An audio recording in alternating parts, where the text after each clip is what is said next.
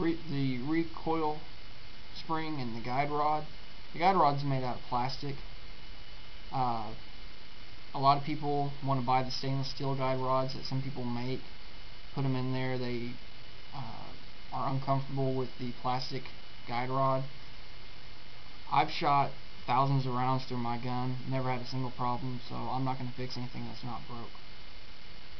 One interesting thing that I found was CZ uses a flat recoil spring, and it's green at the beginning.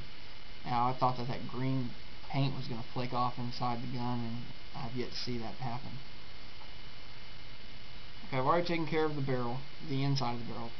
I'll oil it down, of course, before I continue put the gun back together. Now, one interesting thing about the CZs is that the slide fits inside the frame, not vice versa.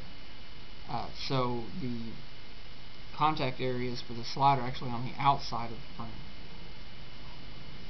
So again, I'll wipe it down, get a nice sheen of oil on it. That's all I really need. You don't need any excess oil. Does you no good. I'll wipe down any contact points, any place that I see metal to metal contact. I'll make sure to lubricate. Anything else that I'm doing, any other contact points or any other points that I'm cleaning, is just to get the excess dirt and dust out. Now, one thing I do not like about the CZ design is it's hard to clean the face down here where the brass case sits.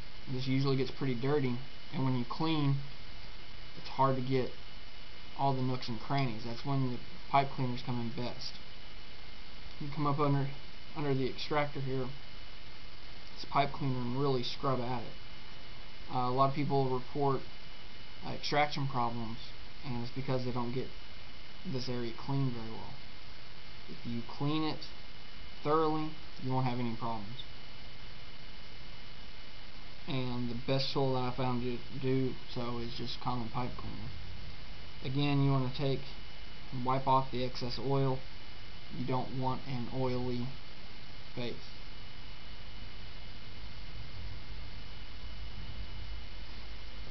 Now, I've got everything oiled up pretty well. I'm not having to concentrate on any certain areas because I haven't shot it since the last time I cleaned it. So I'm pretty much done. Now, when I put the gun back together, first thing I do is take my CLP coated patch and wipe down the barrel. Make sure to get the barrel lugs and get everything a nice thin sheet of oil on it.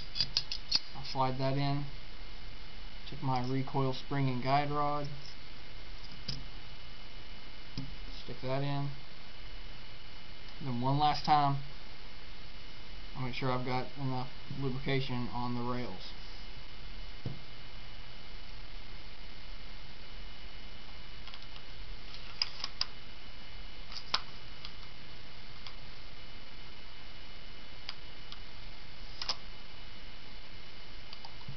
Pull it, slide back just a little bit, pop the slide release back in. Now, since this gun is exposed to the elements, I take that weapon shield coated patch and I'll wipe down the gun really well, all surfaces, all areas. I've had this gun for 3 or 4 years now, so I'm getting a little bit of wear on the finish right there. I make sure to keep that well protected, well lubed. Give the gun just a good basic wipe down. This black polycoat finish just sucks up the oil. It's really nice. When you're done, you don't really have to wipe the excess off, because there really isn't that much excess once you've rubbed it in. Now, if you notice, I'm still using the same patch of CLP with CLP in it. I haven't had the need to get any more oil than this. That's the great thing about this CLP is it just lasts forever. This is the free bottle that I got, the free sample I got, and I'm still using it. I've been using it on my Smith & Wesson Model 19 Restoration. I've cleaned this gun at least a dozen times with it. I've cleaned my department issue gun a few times with the same bottle, and there's still quite a bit left in it. A little bit of this stuff goes a really long way. Now that I've wiped everything down, I'll take that dry patch again, even though I really don't need to, even though there's really not going to be that much left. I'll go ahead and wipe everything down again. Now one thing I want to make sure I do is keep my sights clean. So I'll take my brush, get any dirt, anything out of there. I'll look at the sights themselves. Do I need to take and touch up the paint? I use model airplane paint to touch up the sights every now and then. And I like the white rear sights and the yellow, fluorescent yellow front sight. It gives me a nice contrast, and I can see the target better. I see what I'm aiming at better.